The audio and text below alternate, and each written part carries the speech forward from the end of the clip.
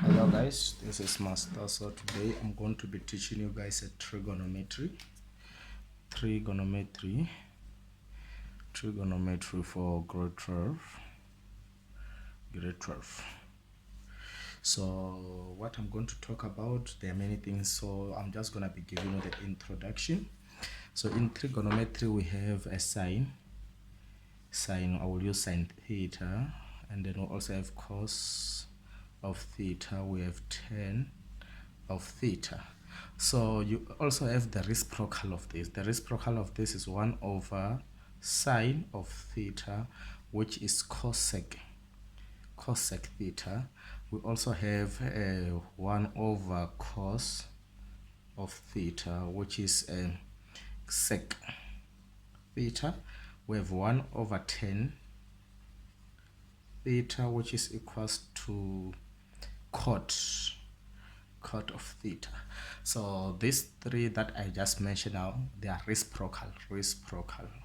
So what I'm going to do, the first thing that when you're in grade 12 that or when you're dealing with trig, you have to remember about Pythagoras method. The Pythagoras method is a triangle whereby it have a 90 degrees. This represents 90 degrees.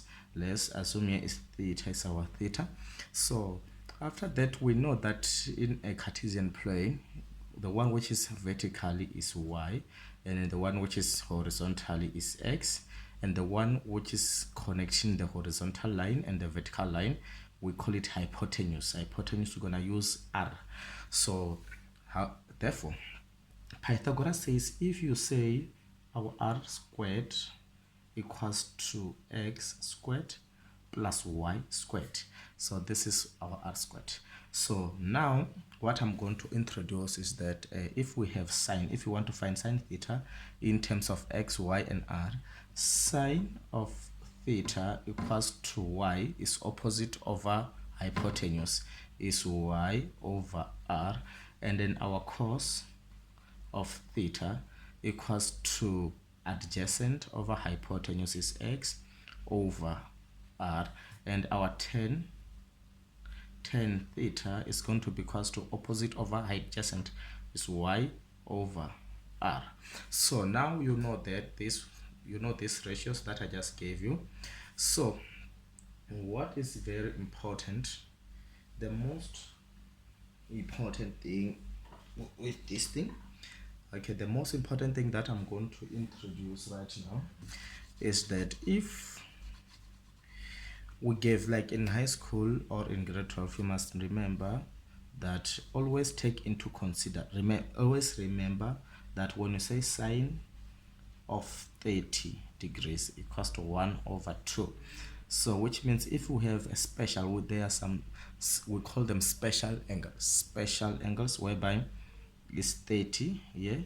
Therefore if you want to find sine is 1 over 2. 1 over 2, which means is 1 opposite over hypotenuse, 1 over 2. So which means if we want to find the adjacent angle given this, then which means you can just say what, remember our r squared equals to x squared plus y squared. So we can substitute these two values. It's going to be 4 equals to, or let me just say 2 squared so that you don't get lost. 2 squared equals to x squared plus 1 squared, which is going to give us 4, which is equals to x squared plus 1. Therefore x squared is going to be equals to 4 minus 1, which is going to give us 3. This implies that our x is going to be equals to square root of 3. So it's plus or minus, but we're going to take the positive square root. Therefore the adjacent is square root of what? Square root of 3. So when you have this square root of 3, then now you can find, let's say cos, you can find cos 30, cos of 30 degrees. Cos of 30 degrees is going to be opposite adjacent over hypotenuse, will be square root of 3 over 2, and then tan of 30 degrees is going to be equals to opposite over adjacent is going to be 1 over square root of 3. So if you check, let's check this using your calculator. If you check, if you say 10 sine, if you say sine 30, let me open this sine. If you say sine 30,